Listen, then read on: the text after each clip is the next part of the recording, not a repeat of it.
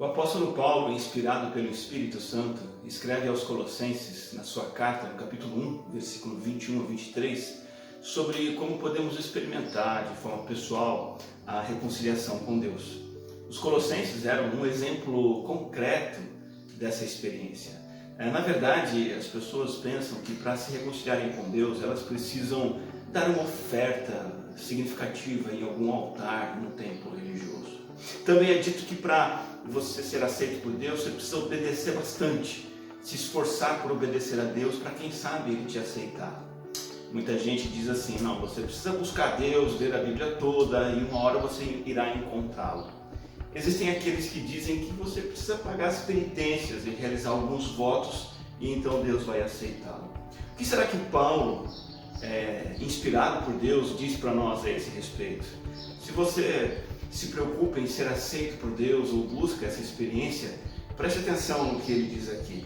Colossenses 1:21 diz: antes vocês estavam separados de Deus e na mente de vocês eram inimigos por causa do mau procedimento de vocês. Mas agora Ele os reconciliou pelo corpo físico de Cristo mediante a morte, para apresentá-los diante dele santos, inculpáveis e livres de qualquer acusação, desde que continuem alicerçados e firmes na fé, sem se afastarem da esperança do Evangelho. Nós estamos vendo essa segunda mensagem de uma pequena série com esse tema, como experimentar a reconciliação com Deus. Na mensagem anterior nós falamos que, em primeiro lugar, eu preciso tomar posse da minha necessidade de reconciliação. Eu preciso compreender, como disse o versículo 21, que eu, de maneira muito amarga, de maneira muito triste, estou numa terrível situação. Eu sou separado de Deus e eu estou em hostilidade contra Ele. O segundo passo, indicado por Paulo, apóstolo aqui, é tomar posse da única fonte de reconciliação, que é tão somente o Senhor Jesus Cristo. No versículo 22 ele diz que nós somos reconciliados por Deus pelo corpo físico de Cristo mediante a sua morte. A morte de Cristo apazigua Deus, acalma, abranda, ameniza, atenua a ira de Deus contra os pecadores, porque Jesus quitou a nossa dívida. Então, no versículo 22, a Bíblia, a mensagem, traz da seguinte forma: mas agora, ao se dar completamente na cruz, morrendo de fato por vocês, Cristo os trouxe para o lado de Deus e acertou a vida de vocês, deixando-a íntegra e santa em sua presença. Posto que Cristo faz isso por nós, é Ele quem nos reconcilia com Deus, eu convido você a olhar agora para mais dois passos que são dados para experimentarmos uma vida de reconciliação genuína com o Senhor.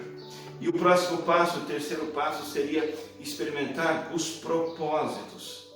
Isso mesmo, os propósitos da reconciliação.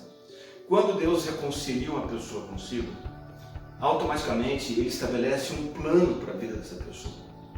Os textos que nós estamos lendo em Colossenses mostram que há um antes e um depois. Antes de Cristo, a situação para com Deus é de separação, de hostilidade, de distanciamento e afastamento. O depois é uma experiência diferente. O versículo 22 da parte B diz assim, que Ele nos reconcilia para apresentar-nos diante dEle, santos, inculpáveis e livres de qualquer acusação. Sabe, a reconciliação com Deus por meio de Cristo envolve o fim definitivo dessa condição de separados e cortados de sua presença. Acaba para sempre, através de Cristo, a condição de inimizade. Agora começa um novo relacionamento de intimidade, de amizade e de relacionamento. Envolve isso uma nova forma de pensar e agir, agora alinhada com Deus e subordinada à vontade de Deus, buscando agradar em todas as coisas.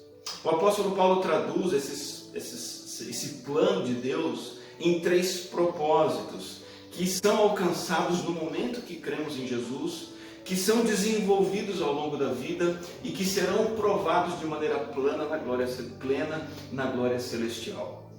O primeiro propósito, o apóstolo Paulo diz claramente que ele nos reconcilia para sermos santos, para sermos apresentados diante dele de maneira santa. Essa é uma posição de estar separado para Deus. De novo, lembrando, antes de Cristo, servíamos com prazer a Satanás, vivíamos tranquilos na escuridão, prevalecia um jeito de pensar orientado, direcionado para o pecado, para aquilo que desagrada a Deus, sem que houvesse de nossa parte nenhum remorso, nenhuma tristeza e uma vida de comportamentos pecaminosos. Depois de Cristo, pela justiça que é imputada, dada a nós em Cristo Jesus, nós somos santos, somos inteiramente separados agora para Deus, trazidos de volta da vida pecaminosa, da vida indiferente, distante ao Pai, para uma vida com o Pai, na presença do Pai, na comunhão com o Pai. Eu gosto de lembrar a história bíblica do filho perdido, que fica longe do Pai, mas de novo ele volta e é trazido de volta e é separado novamente para viver com o seu Pai. Assim é o crente que está unido a Cristo. Deus o considera como santo, separado para si. O segundo propósito aqui é, além de sermos apresentados diante de Deus santos, também ele diz aqui inculpáveis, sem culpa. A palavra grega aqui, anomos, sem mancha, é usado para um animal que tinha que ser totalmente limpo, imaculado e sem defeitos. E esse animalzinho que poderia ser oferecido no templo para ser sacrificado e ser aceito por Deus como oferta. Cristo é um cordeiro imaculado, um cordeiro oferecido pelos nossos pecados, ele que não tinha pecado algum. E agora isso é trazido para nós. Cabe a nós também termos uma experiência de vida e atingirmos esse propósito de sermos imaculados, sem mancha, sem a sujeira do pecado. Santos, inculpáveis e, terceiro lugar, irrepreensíveis. Esse é o plano de Deus para mim e para você em Cristo Jesus. Que a gente seja apresentado diante dele, santos, inculpáveis e irrepreensíveis, isto é, livres de qualquer acusação. Alguém que não tem nenhuma acusação na sua vida. A ideia aqui é que quando comparecermos diante de Cristo na sua volta, no tribunal de Deus, não haverá nenhum escândalo, não haverá nenhuma crítica, não haverá nenhuma denúncia a ser feita contra nós. Nós estaremos absolutamente imunes ao castigo que os nossos pecados merecem. Por quê? Porque toda a repreensão já caiu em Cristo. Todo o castigo foi carregado por Ele. As nossas transgressões foram tomadas pelo servo sofredor, como diz Isaías capítulo 53. E isto é um propósito de vida também. Ao mesmo tempo que toda a mancha é limpa e removida quando eu creio em Cristo, a minha vida precisa agora ser condizente com esta situação. Entenda isso. Deus tem propósitos para nós quando Ele nos reconcilia. Deus tem um plano de vida, Deus tem um plano para a sua vida. E não é só absolver você do castigo eterno. Não é só limpar a sua barra e também não é só facilitar a sua vida, que é o que muitas pessoas têm buscado em Cristo, uma ajuda, uma facilitação da vida. Não. O plano de Deus é que você viva com Ele e para Ele de maneira santa, de maneira inculpável e de maneira irrepreensível. Ser reconciliado com Deus também significa, em quarto lugar, experimentar, além dos propósitos da reconciliação, experimentar as evidências da reconciliação. O versículo 23, nosso versículo final, diz assim, que desde que continuemos alicerçados e firmes na fé, sem nos afastarmos da esperança do Evangelho que nós ouvimos. Como assim? O apóstolo Paulo está dizendo que nós somos reconciliados desde que continuemos firmes e não nos afastemos? Esse é um versículo difícil. Muitas pessoas têm entendido que então a reconciliação com Deus depende das minhas obras, depende de eu perseverar. Desde que eu faça a minha parte, eu estou aceito por Deus. Não é bem assim. Já está bem claro que a nossa reconciliação com Deus, como diz aqui o versículo 22, é totalmente garantida e realizada no corpo físico de Cristo mediante a sua morte. Esse desde que vocês permaneçam significa que Deus, preste atenção nisso, providenciou algumas condições que vão evidenciar, que vão atestar, que vão comprovar que eu sou um reconciliado. Que evidências, que condições, que comprovações são essas? Primeira evidência, o apóstolo Paulo diz aqui, é continuar alicerçado e firme na fé. É continuar firme na confiança somente em Cristo Jesus até o fim. É começar a ter uma vida em que eu tenho um compromisso cada vez maior com Cristo. O apóstolo Paulo usa a expressão alicerçados e firmes na fé. Essa é a ideia de uma confiança bem fundamentada numa rocha. Cristo é essa rocha. Veja, a partir do momento que eu fui reconciliado com Deus por Cristo, eu não sou mais como a palha que o vento dispersa. Eu não sou mais alguém levado de um lado para o outro nas ideias, nas inovações, nas mensagens religiosas e espirituais. Agora eu tenho uma única rocha onde eu estou firme, e essa rocha é Jesus Cristo. Assim como uma casa fica firme no seu alicerce, e é por isso que a gente se sente seguro nela, assim também nós temos que ficar firmes somente em Cristo Jesus. E essa é uma responsabilidade que compete a nós. Nos mantermos firmes em Cristo, isto é, na palavra de Cristo, no seu ensino, e na igreja de Cristo, o seu corpo, o seu povo. Nos mantermos firmes, nos aprofundando nos seus ensinamentos, sem nos deixarmos afastar por ensinos enganosos, nos deixarmos arrastar pelo amolecimento espiritual, pelo esfriamento espiritual. Então, nós temos algo muito importante aqui. Reconciliação de graça não significa uma licença para pecar gratuitamente. Ao contrário, a nossa reconciliação, totalmente obtida por Cristo, é um motivo solene, sagrado, para começarmos a levar Deus a sério. A reconciliação exige de nós lealdade. Então, os que foram reconciliados vão evidenciar isso, vão atestar e comprovar sua reconciliação, permanecendo na fé e na obediência, pois se tornaram novas criaturas. Além de terem a sua dívida do pecado paga, essas pessoas reconciliadas recebem uma nova disposição para amar a Deus, para odiar o pecado, para desejar a vida de obediência, e tem a energia e o poder e a capacitação vindas do Espírito Santo para isso. Então não há espaço nenhum para a sonolência espiritual, para a preguiça espiritual. Em vez de evitar o Evangelho, em vez de deixar o Evangelho de lado, os reconciliados permanecem sólidos no único fundamento que é Cristo até o fim, por meio da graça que os capacita. E o que está em jogo aqui é a própria certeza de salvação. Sem continuar firme na fé, sem continuar caminhando perto de Cristo em obediência cada vez maior a Ele, não há base alguma para uma pessoa se considerar salva. Veja que perseverar é a base para sentir e experimentar a tão maravilhosa segurança de salvação. E na verdade eu diria que, à luz desse texto, a fragilidade espiritual, o abandono, a falta de firmeza, tão somente indica uma falta de conversão a Cristo. Uma falsa conversão, uma mera religiosidade e não uma experiência de reconciliação genuína. Mas veja, é importante afirmar, ninguém é salvo por esta perseverança. Ao contrário, aquele que persevera, persevera porque é salvo. A primeira evidência da reconciliação é continuar alicerçado e firme na fé. A segunda evidência da reconciliação é muito parecida com essa. Paulo diz assim, sem se afastar da esperança do Evangelho que vocês ouviram. Paulo usa uma palavra interessante aqui, não se deixar afastar. A palavra afastar, no grego, metakinel, é mover-se de um lugar. E sabe a que ela se refere?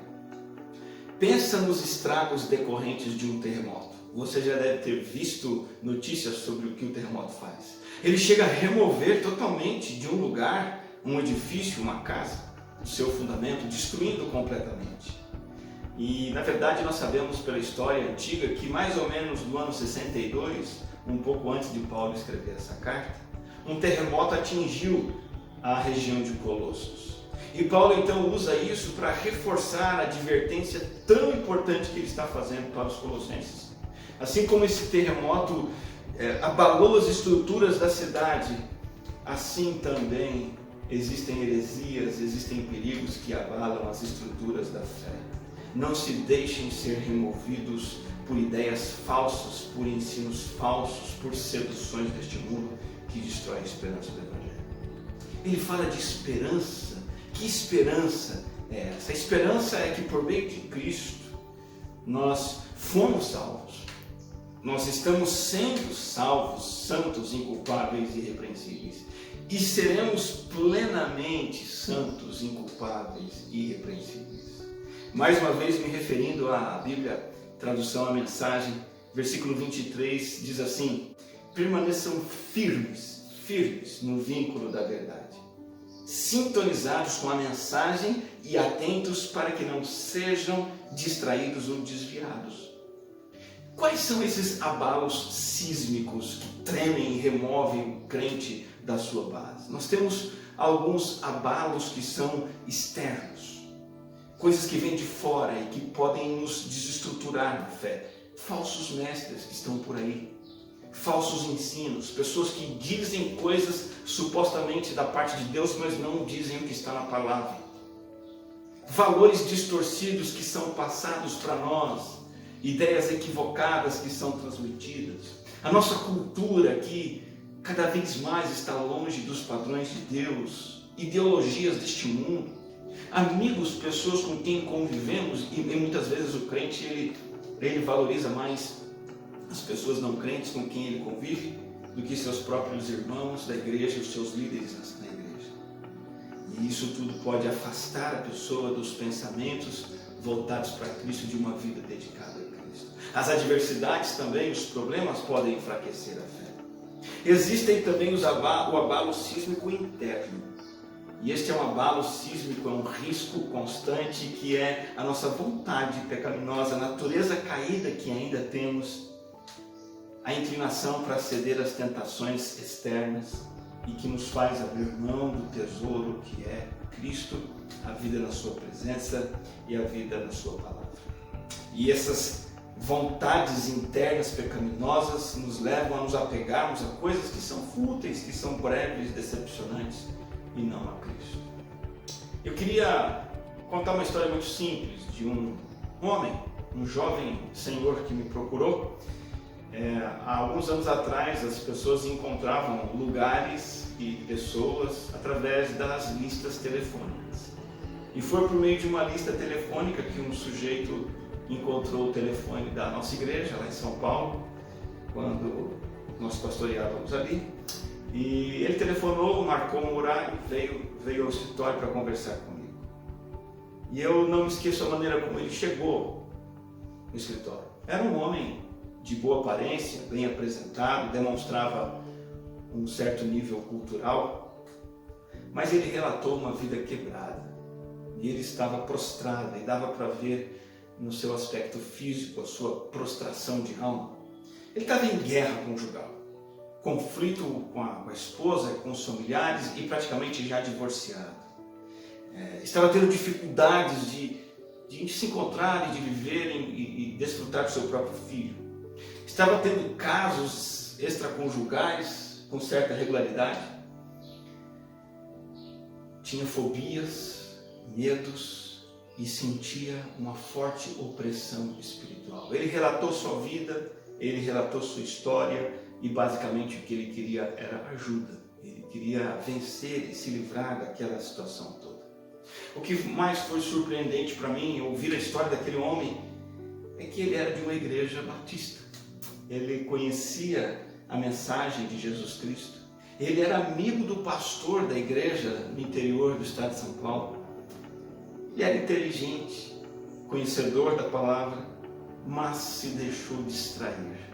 Se deixou desviar, se deixou afastar, estava longe dos propósitos da reconciliação e das evidências da reconciliação, não aprofundando suas raízes em Cristo. Sabe, falando em aprofundar raízes, queria deixar uma outra ilustração para ajudar você a entender esta palavra de hoje. Você sabe que uma planta ela se desenvolve basicamente para baixo e para cima. Assim que uma pequena muda é plantada, à medida que as suas raízes se aprofundam, o seu tronco e seus galhos e folhas e frutos crescem e se desenvolvem. Nosso crescimento em Cristo é a mesma coisa. O apóstolo Paulo nos convida a não ficarmos estabilizados em Cristo, mas aprofundarmos mais e mais as nossas raízes. quando nós emperramos nesse aprofundamento, deixando a palavra de Deus de lado, deixando o tempo de comunhão com Cristo de lado, não se importando se estamos obedecendo ou não, deixando de orar, deixando de sermos exortados pela igreja, deixando de buscar conselhos, quando nós emperramos, travamos as nossas raízes, nós retrocedemos, nós não nos desenvolvemos, nós esfriamos, nós abandonamos a comunhão, nós deixamos de dar testemunho de Cristo, não causamos impacto no mundo, somos irrelevantes na igreja de Cristo, não damos fruto, as dúvidas espirituais começam a tomar conta da nossa vida, nós caímos em pecado e colhemos consequências amargas do pecado, porque as nossas raízes não estão se aprofundando em Cristo. Por outro lado, usando essa metáfora, o apóstolo Paulo diz para continuarmos alicerçados e firmes, aprofundando raízes em Cristo, isto é, conhecendo mais e mais o Senhor Jesus Cristo, dando mais e mais a Ele tempo no nosso dia a dia, conhecendo mais e mais profundamente Sua palavra, orando, tendo comunhão com Ele, bebendo do ensinamento oferecido na igreja do Senhor Jesus Cristo, buscando discipulado, orientação, conselhos, fazendo estudos, ouvindo mensagens, adorando a Cristo com o seu povo, cada vez mais. Então, quando aprofundamos mais e mais as nossas raízes assim em Cristo, nós nos elevamos, somos como uma planta que cresce, viçosa, verdejante, frutífera. Nós nos tornamos úteis na igreja do Senhor Jesus Cristo, servimos nossos irmãos. Nosso tempo de adoração particular e com a igreja é um tempo gostoso. Nós falamos de Cristo para as pessoas e impactamos a vida das pessoas, deixamos um legado duradouro. Nós somos úteis na causa de Deus, nós ocupamos cargos e funções importantes no reino de Deus. Você sabia que no Brasil nós temos aproximadamente 43 milhões de evangélicos? Cerca de 23% da população? Isso para mim é um motivo de alegria, mas de alerta, porque aumenta grandemente a possibilidade de você e eu sermos apenas evangélicos nominais. Quanto mais aumenta esse número de pessoas nas igrejas, mais tem aumentado o número de pessoas que não são verdadeiramente reconciliadas com Deus através de Cristo. Esta palavra para você é para você deixar o Espírito Santo trabalhar no seu coração e te mostrar se você realmente é reconciliado com Deus por meio de Cristo. E se você é, será que você tem desfrutado, tomado posse do que significa reconciliação? Lembrando que somos reconciliados com Deus quando, primeiro, reconhecemos a nossa necessidade de total pecaminosidade, separação, inimizade e ódio contra Deus. Então, recorremos à fonte da nossa reconciliação, a única fonte que é Cristo. E então abraçamos o plano de vida, os propósitos de Deus para nós, para os reconciliados. Que vivamos de maneira santa, inculpável e irrepreensível. E então as evidências da reconciliação precisam ser mostradas em nós, aprofundando raízes em Cristo cada vez mais e assim produzindo fruto e crescendo na presença do Senhor. Vamos orar por isso, vamos falar com Deus sobre isso que aprendemos. Te damos graças, ó Deus, que pela sua graça o Senhor nos reconcilia consigo mesmo através do teu Filho Jesus. Possamos provar a verdadeira reconciliação contigo e experimentar na nossa vida estes propósitos e essas evidências que marcam a vida daqueles que foram reconciliados. Possamos nos aprofundar em Cristo e conhecê-lo mais e mais, e sermos mais e mais transformados à sua imagem e parecidos com o que Cristo é. Em nome dele que oramos. Amém.